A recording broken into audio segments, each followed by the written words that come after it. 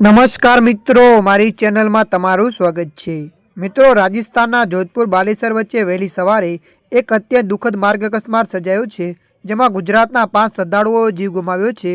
અરવલ્લી અને સાબરકાંઠા જિલ્લાના શ્રદ્ધાળુઓ રામદેવરા ખાતે દર્શન માટે જઈ રહ્યા હતા, ત્યારે તેમનો મિની ટેમ્પો ઝડપી ટ્રેલર ટ્રક સાથે ધડાકાભેર અથડાયો હતો। ગુજરાતથી શ્રદ્ધાળુઓને લઈને રામદેવરા જઈ રહેલી મિની ટેમ્પો પાછળથી આવી રહેલા એક ઝડપી ટ્રેલર ટ્રક સાથે જોરદાર રીતે અથડાયો હતો।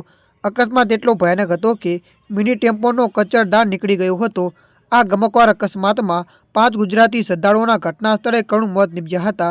મૃતકોમાં અરવલ્લી અને સાબરકાંઠા જિલ્લાના પરિવારોનો સમાવેશ થાય છે। અરવલ્લી જિલ્લાના 3 શ્રદ્ધાળુઓના મોત અને સાબરકાંઠા જિલ્લાના 2 શ્રદ્ધાળુઓના મોત થયા છે।